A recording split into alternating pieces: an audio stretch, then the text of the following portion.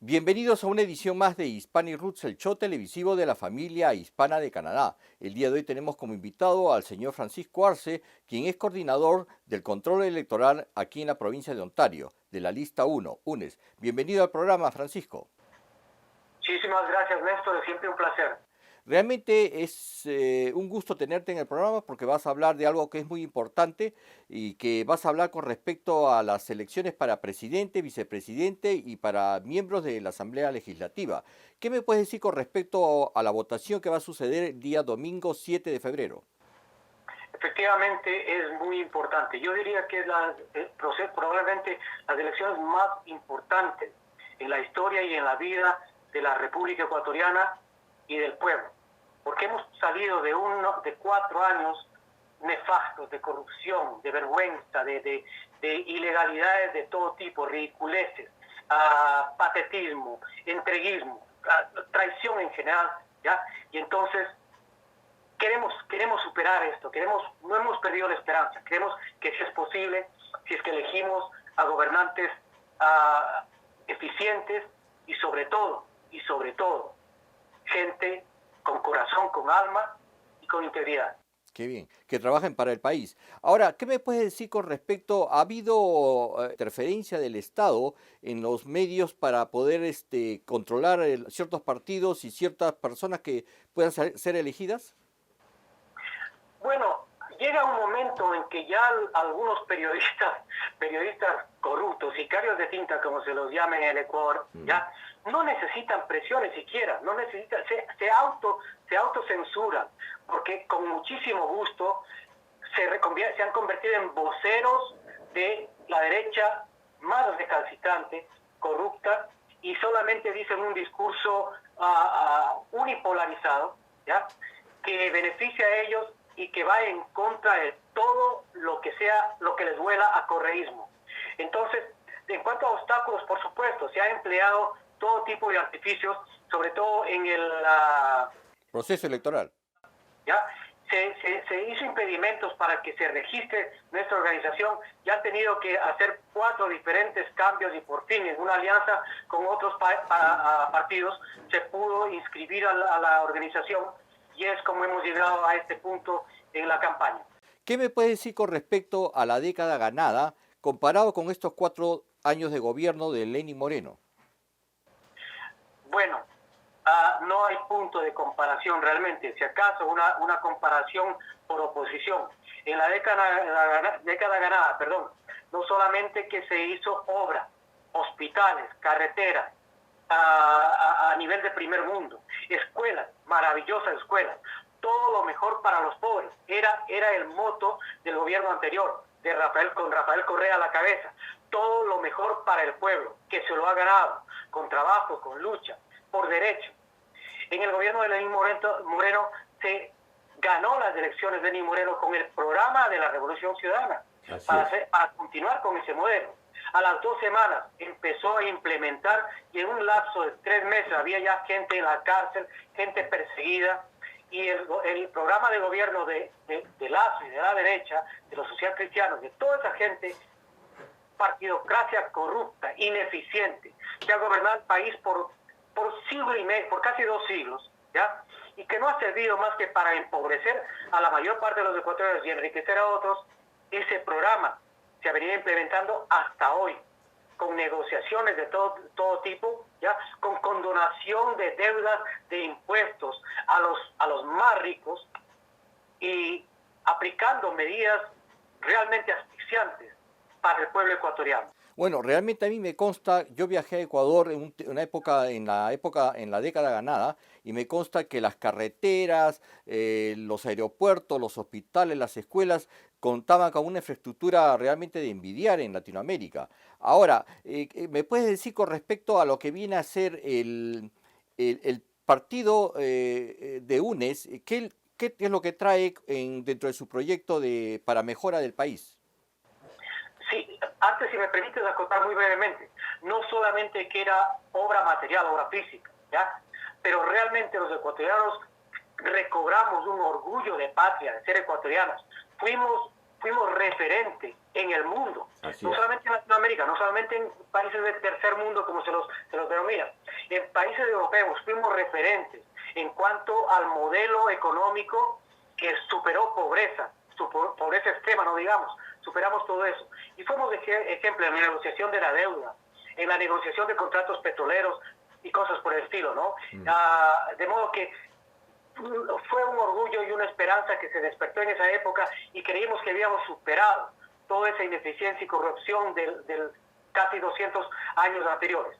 En cuanto al programa actual, el programa de gobierno es casi el mismo del anterior, solamente que hay circunstancias nuevas, porque el país ha quedado en ruinas, realmente. Entonces, en primer lugar, se va a prestar atención a la cuestión de la pandemia, que se ha vuelto una tragedia precisamente porque este gobierno arruinó todo lo que era el área social. Despidió, como venía diciendo, empleados de la salud, médicos, enfermeras, empleados de la salud, incluso conserjes y cosas por el estilo, ¿ya? De hospitales. Cerró hospitales, cerró departamentos completos de hospitales. En cuanto a la educación, cerró escuelas, despidió maestros masivamente y todo ese tipo de barbaridad. De modo que, si hubiésemos tenido, como teníamos durante la década ganada, incluso médicos extranjeros, médicos cubanos, en las áreas más remotas del país, en los campos, las montañas, esa pandemia habría sido todavía grave, pero no la tragedia en que fuimos ejemplo, mal ejemplo para el mundo, en cuanto a cómo se manejó, cómo no se debió haber manejado una pandemia, una cosa de esta naturaleza. Claro, me consta a mí porque habían muertos en la calle que no eran ni recogidos casualmente por gente de los hospitales, a falta de carencia económica y de gente que trabajaba en el hospital y pudiera recoger estos muertos. ¿Qué te parece si pasamos a unos cortes comerciales y después continuamos con esta interesante entrevista? Por supuesto.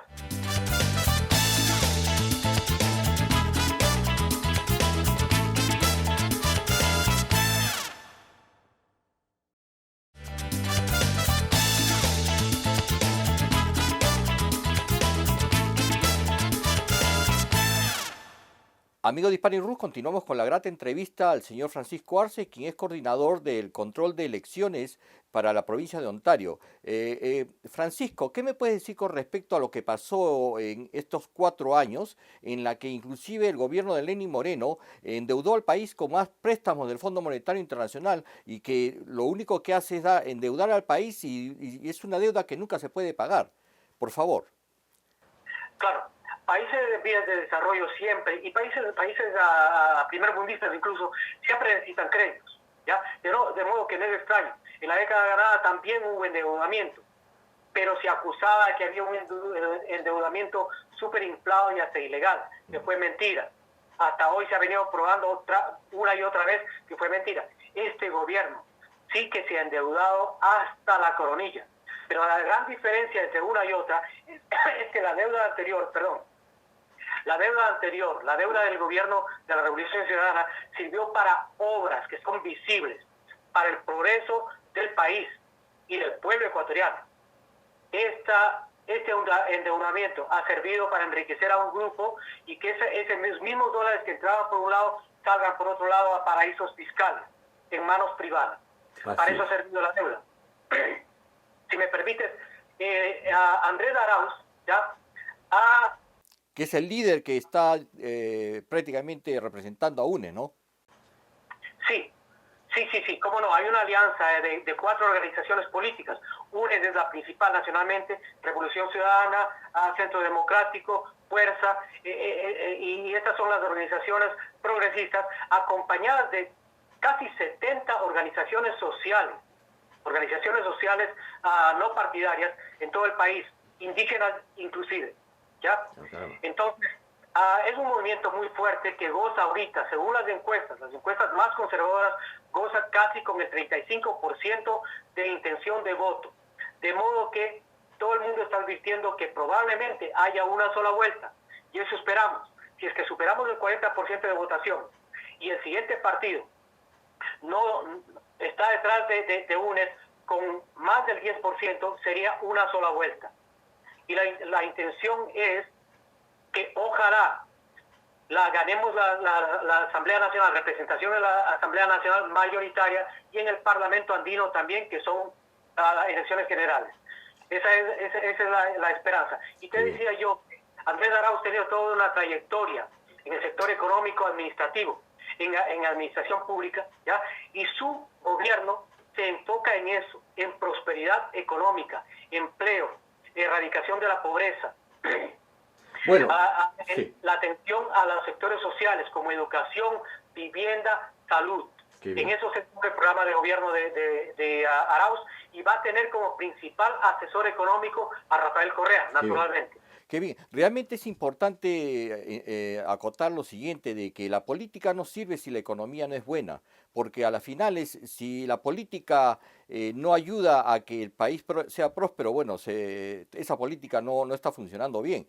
Ahora, con respecto a lo siguiente, el petróleo fue un factor muy importante durante el gobierno de Rafael Correa, con lo cual ayudó a que el país sea muy próspero, pero con estas políticas internacionales de los países poderosos de bajar el precio del petróleo, lo que ha hecho es arruinar la economía de muchos países, como la de Venezuela, Ecuador mismo, Rusia.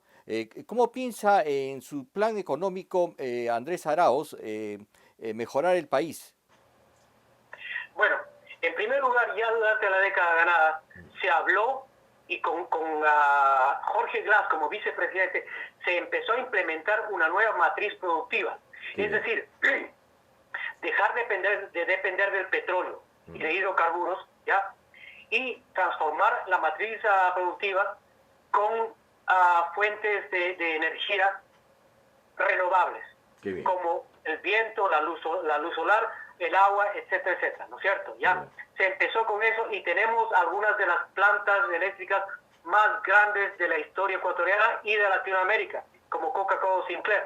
Entonces, eso en primer lugar. En segundo lugar, se ha dicho mucho que el gobierno de el gobierno de Rafael Correa, los 10 años de administración, en esos 10 años se pudo hacer obra porque el precio del petróleo estuvo alto. En primer lugar, hay otros gobiernos que han gozado de un precio de petróleo alto. Sin embargo, ¿ha repercutido eso en favor del pueblo? No, jamás. Siempre ha ido al bolsillo en primer lugar, las transnacionales. En primerísimo lugar, hay que recordar que antes la repartición de las utilidades del petróleo eran de 80 a 85% para las transnacionales, sin la obligación de reinvertir en el país. Así es. Y el 15% apenas quedaba para el Estado ecuatoriano. En la administración de Rafael Correa se revirtió eso. 85% quedaba en el país para utilizarla en obra social, en obra pública y en el área social, como educación, las escuelas maravillosas que se construyeron, hospitales maravillosos que se construyeron, la vivienda, etcétera, etcétera. Y el 15% iba para las empresas transnacionales. Los agoreros del desastre dijeron, no van a invertir, se van a ir todos. Mentira, quedaron ahí, siguieron invirtiendo y todo eso. Bueno, al igual tenemos el ejemplo de Bolivia, que ha sido próspero porque muchos de estas empresas que pertenecen al Estado han reinvertido en obras sociales y que les ha ayudado a que salgan adelante. Ahora, ¿qué me puedes decir con respecto a las elecciones para este domingo 7? ¿Dónde se va a realizar? Y la lista 1, por favor. Sí, a pesar de todos los obstáculos inimaginables, jamás en la historia se ha interferido de tal manera tan crasa en un proceso electoral para estorbar la participación de la Revolución Ciudadana, del correísmo, como le llaman a ellos. A pesar de eso hemos llegado hasta ahora, en alianza con otras organizaciones, como le he dicho, ¿ya? De modo que si las elecciones se van a realizar este día, domingo 7, ¿ya? Sería mañana, a partir de las 9, entre las 9 de la mañana y las 7 de la noche, en el Northwood Community Center, 15 Clubhouse Court, en North York. Esto está al norte de Shepherd, entre Jane y Kill.